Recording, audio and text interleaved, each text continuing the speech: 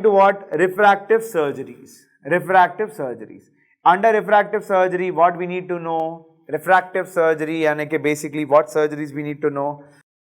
If the patient is having some refractive errors, then we can manage those refractive errors with the help of refractive surgery. Such as in the case of myopia, you guys know in the case of myopia, what lenses that we use in myopia?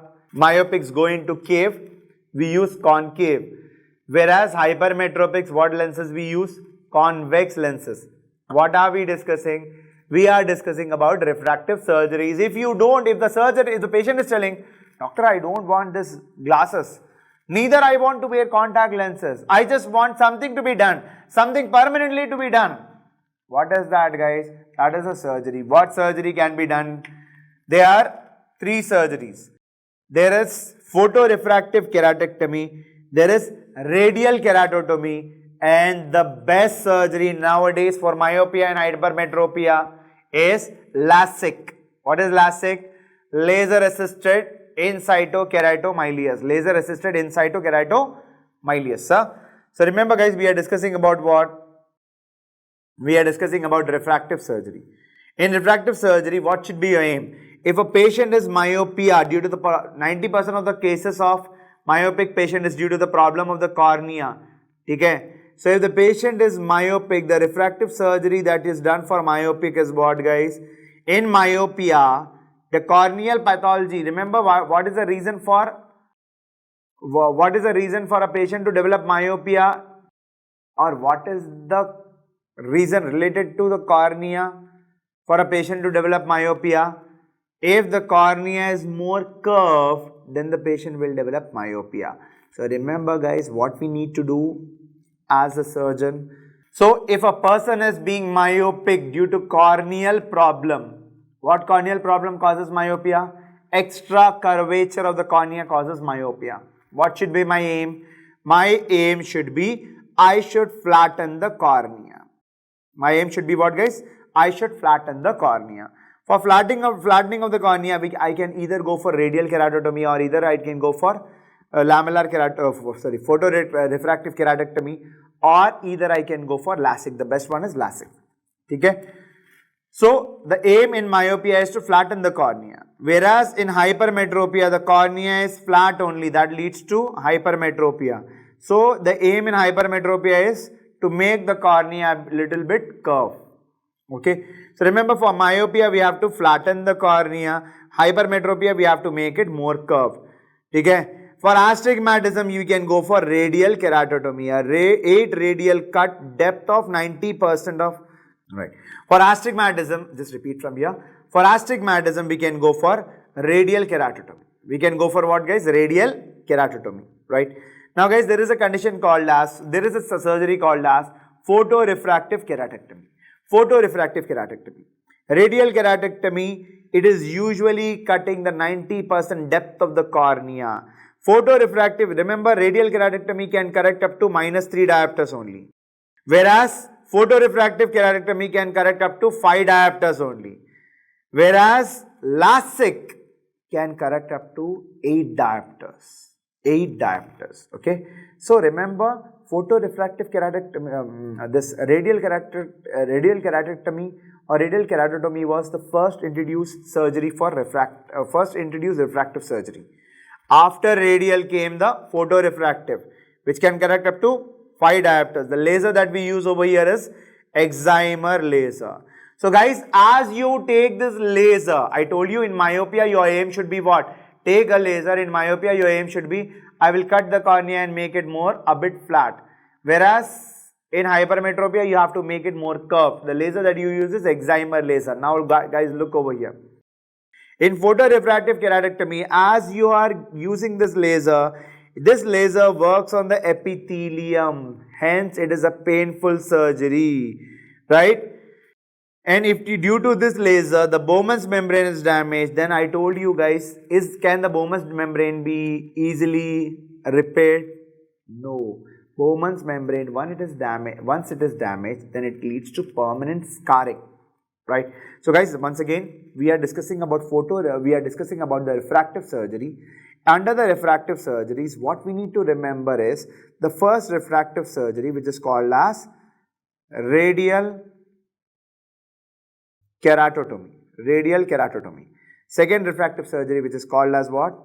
Photorefractive keratectomy. Photorefractive keratectomy. Okay? Radial can correct up to 3 diopters. Photorefractive can correct up to 5 diopters. Photorefractive, it works on the epithelium, not on the Bowman's, on the stroma. It is working on the epithelium. If it is working on the stroma, it leads to permanent scarring. Hence, it is a painful surgery. The best surgery nowadays is what, guys? The best surgery nowadays is Lasik. You might have heard about this Lasik surgery. What is the function? What is the full form of Lasik surgery, guys? What is the full form of Lasik surgery? Lasik full form is laser assisted in situ keratomyelitis.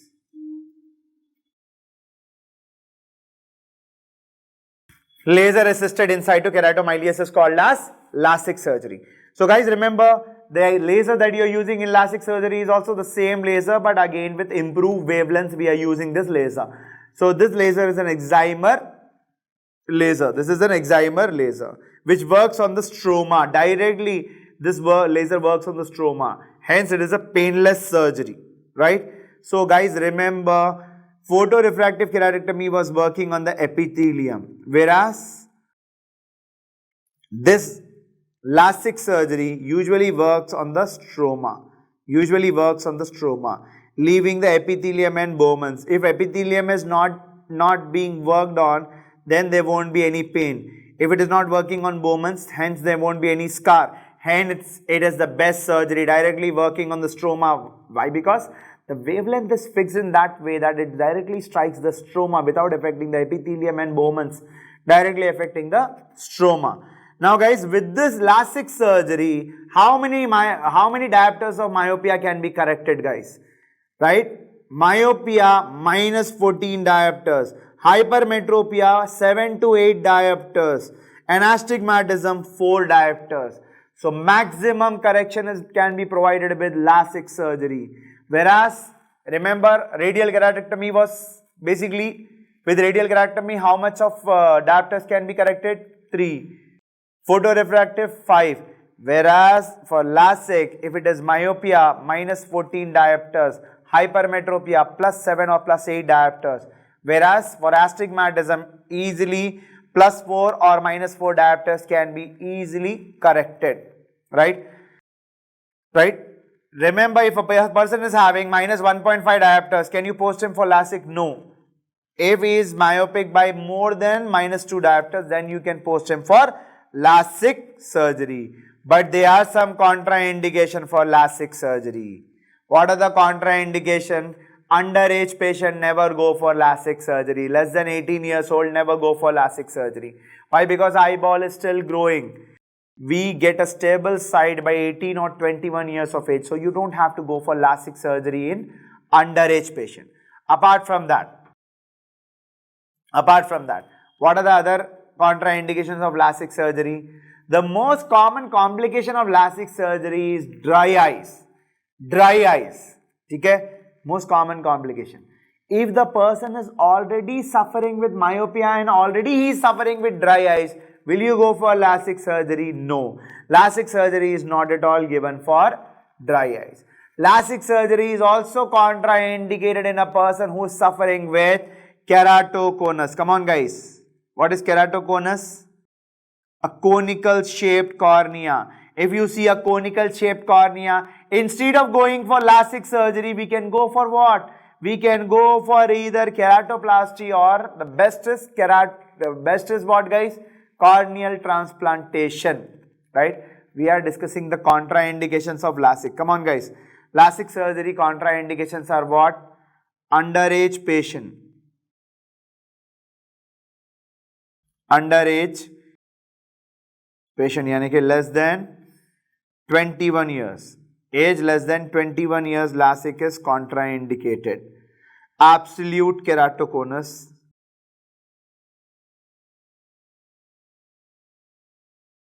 Lasik is contraindicated. Patient suffering with dry eyes. Patient suffering with dry eyes, Lasik is contraindicated.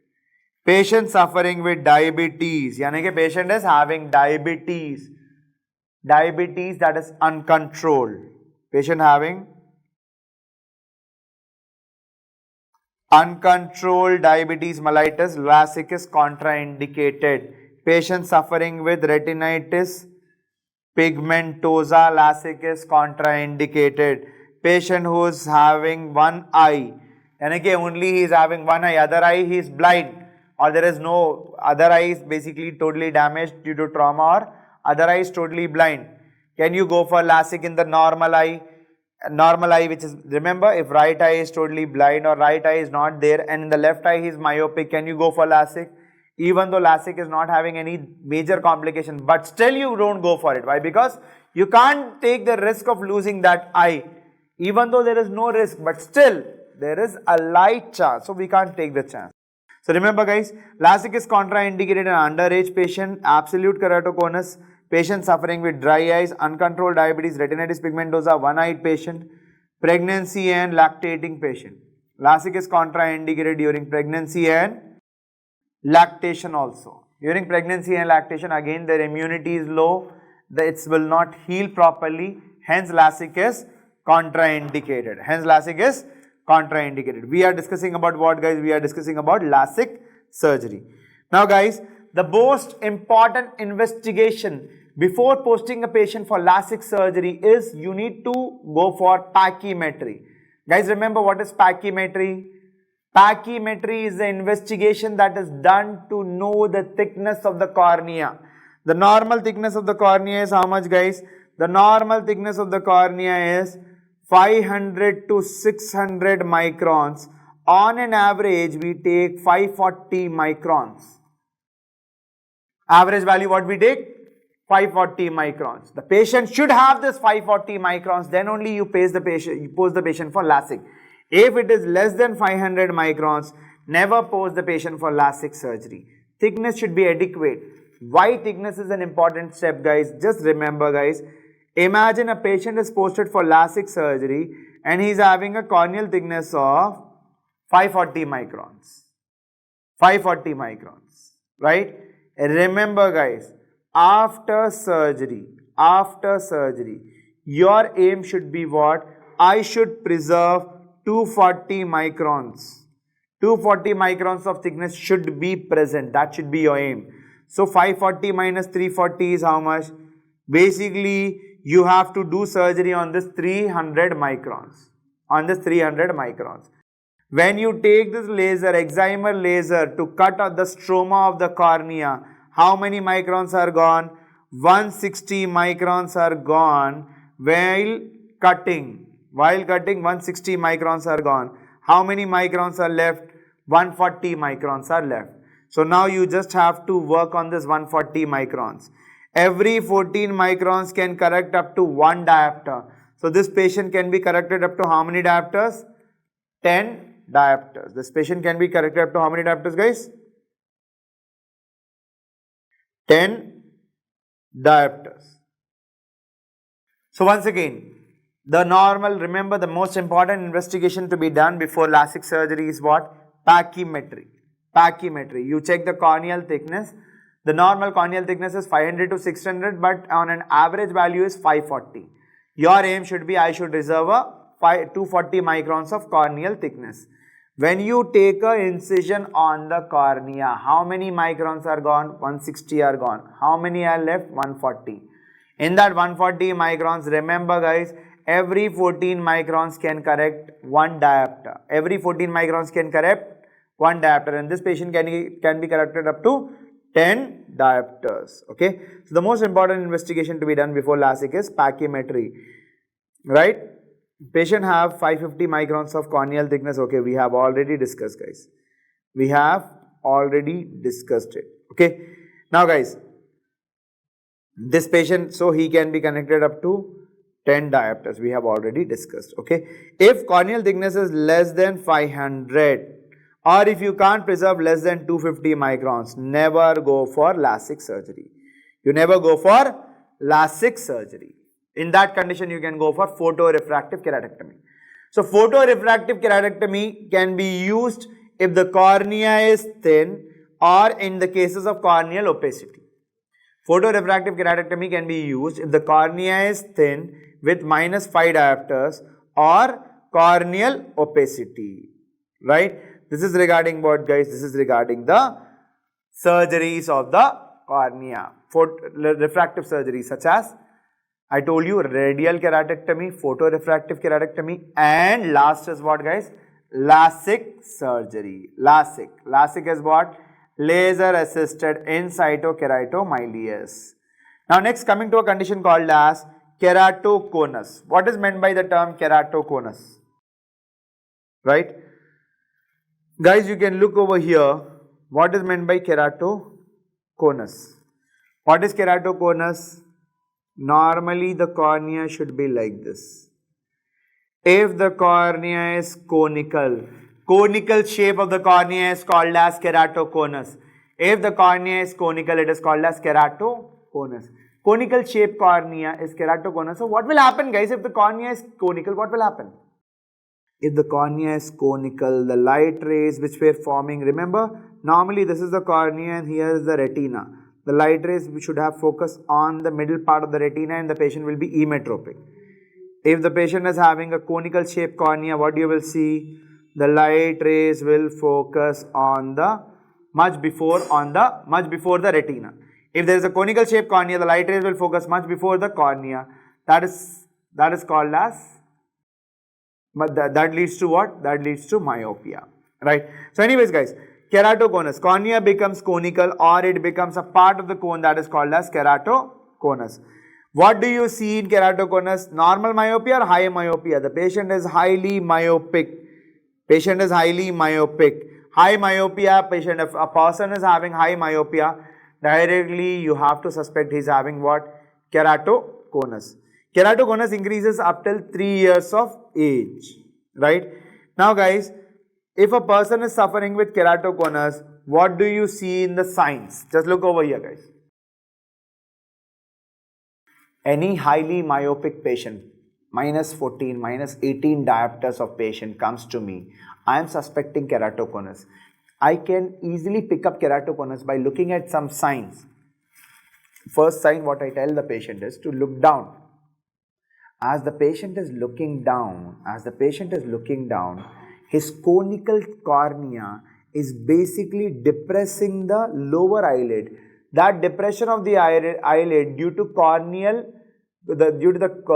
conical cornea is called as what sign?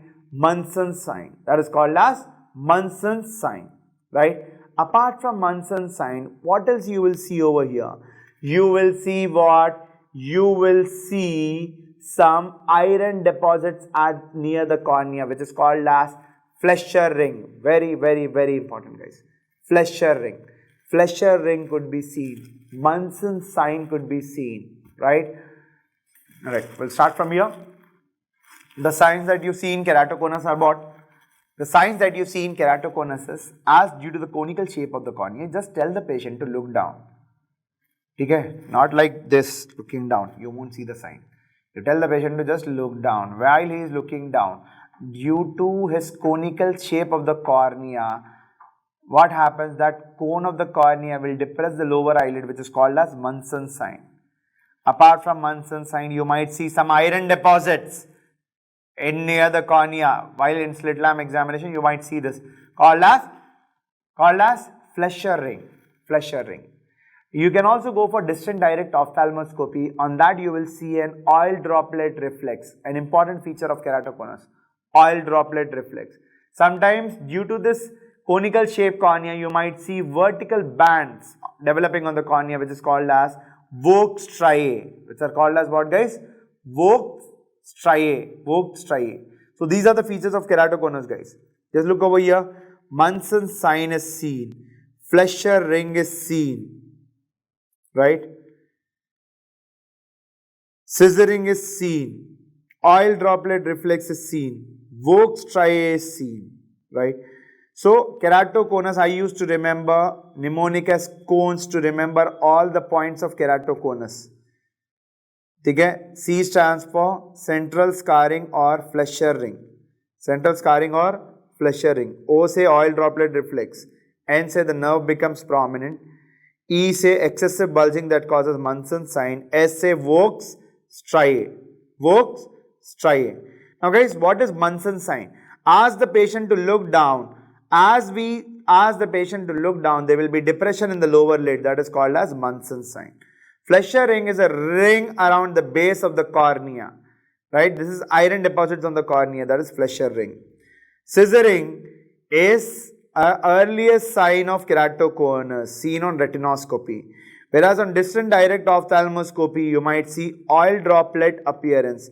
Last is Vaux striae. So remember cones guys. Central scarring. O is for oil droplet reflex. N is for nerve getting prominent. E is for excessive bulging called as Munson's sign, and S is for striae, Vaux striae.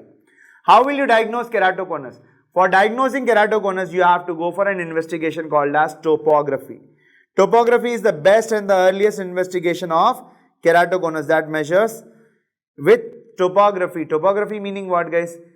Topography is pachymetry with keratometry. Pachymetry measures the thickness of the cornea. Keratometry measures the curvature of the cornea.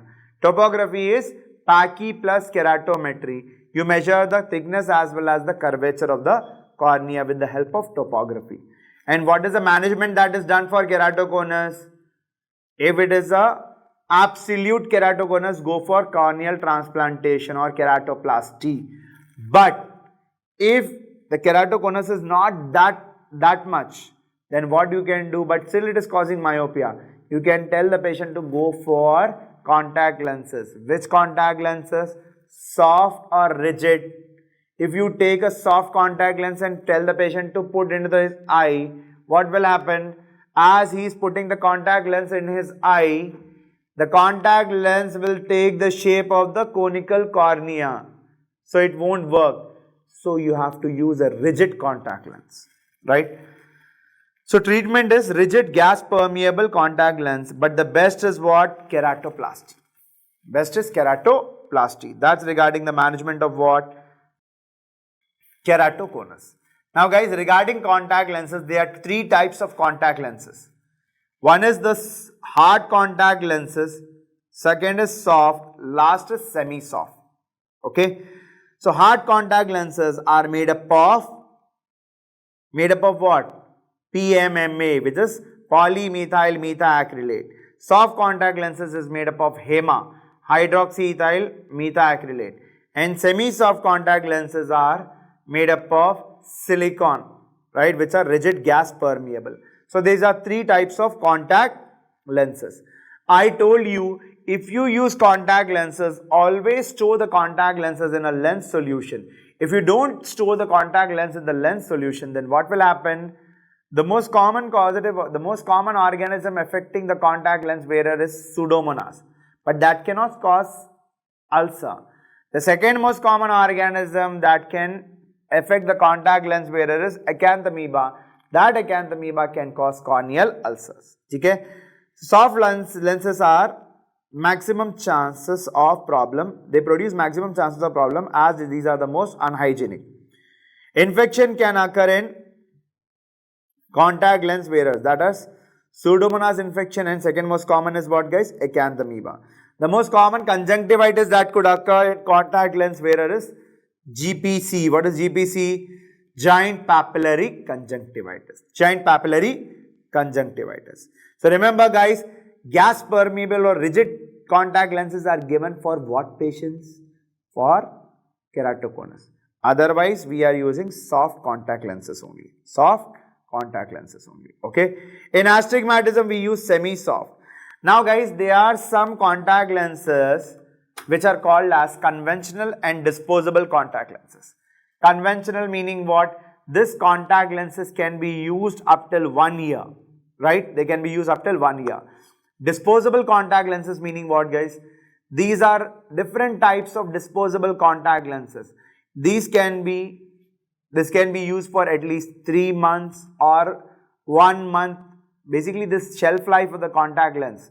The conventional contact lens, the shelf life is 1 year, whereas for disposable, it is either 3 months or 1 month or 15 days, okay? Or weekly contact lenses or daily contact lenses. Depending upon the shelf life, these are the other contact lenses. But whenever you are prescribing the contact lens to the patient, always remember, as the contact lenses directly fits on the cornea, you have to add one diopter plus one diopter. Okay? Whether it is myopia or hypermetropia. Example, a patient is suffering with myopia and he is having -3 diopters. -3 diopter. The rule is what? You add +1 diopter. -3 plus 1 becomes what? -2 diopters. It becomes what, guys? -2 diopters. Whereas, if the patient is suffering with hypermetropia, right? The rule is what? Same rule. If he is having +3 diopters, the rule is you add +1. So, you have to give +4 diopters. So, remember, for contact lenses, they are fitting on the cornea, the rule that we follow is +1 diopter.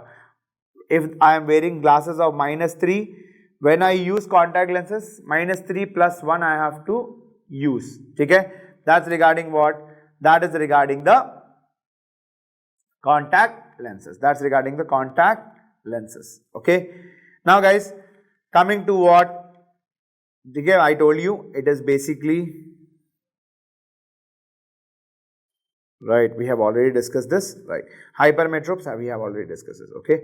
Now, coming to the last thing, which is called as xerophthalmia or xerophthalmus. Xerophthalmus is also a very important topic. There have been questions on xerophthalmus staging. Now guys, remember, xerophthalmus is commonly seen due to vitamin A deficiency, right? Xerophthalmus. In the xerophthalmus, there is a staging given. The staging is what? X1A, 1B, 2, 3A and 3B. Now guys, what is 1A means? Xerophthalmus is X, 1A, then there is 1B, then there is 2, then there is 3A and 3B. 1A means what, guys? As the xerophthalmus starts, it will first affect the conjunctiva. So 1A is what, guys? It is just conjunctival xerosis. Drying of the conjunctiva or conjunctival xerosis. 1B is what, guys? Conjunctival xerosis with whitish foamy deposits appearing on the conjunctiva, which is called as what spots? Bitot spots. Very, very important. X1B is what? Conjunctival xerosis with bitot spots. If you don't manage this conjunctival xerosis, then it will go into stage 2. Stage 2, it will involve the cornea. There is corneal xerosis. Then slowly it involves, what will happen? With corneal xerosis, you will see ulceration. 3As with corneal xerosis, you will see ulcers developing. Okay, I'll take a page, guys. We are discussing about what? We are discussing about the xerophthalmus.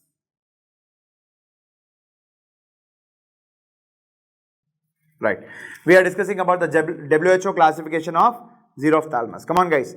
WHO classification of xerophthalmus is what? X, 1A, 1B, 2, 3A, 3B. Okay? X1A is what? We'll repeat from here. X1A is what, guys? As the xerophthalmus starts, it first involves the conjunctiva.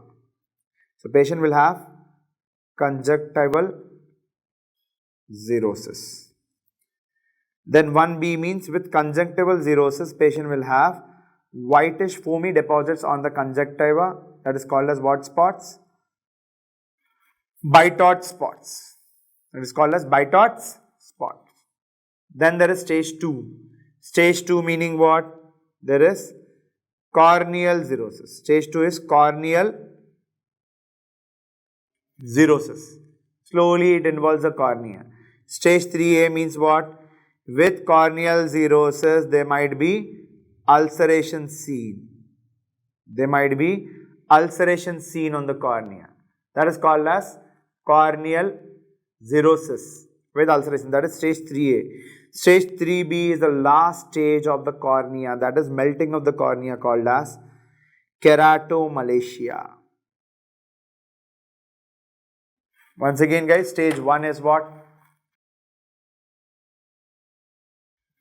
Stage 1A is conjunctival xerosis, stage 2A is, stage 1A is conjunctival xerosis, stage 1B is conjunctival xerosis with foamy deposits on the conjunctiva called as Bitot spots. Then there is stage 2. Stage 2 is corneal xerosis, stage 3A is corneal xerosis with ulceration, and stage 3B is keratomalacia. Keratomalacia. We can prevent the xerophthalmus by giving oral doses of vitamin A. Just right there guys. So to prevent, just start from here, to prevent the xerophthalmia in a child, an oral dose of vitamin A of 2 lakh international units. An oral dose of vitamin A of 2 lakh international units should be given to a child, should be given to this child, right? We are discussing about what? Xerophthalmus. We are discussing about xerophthalmus, okay? That's regarding what? Xerophthalmus, right? So guys, this was regarding the xerophthalmus and this was regarding the cornea, okay? Thank you.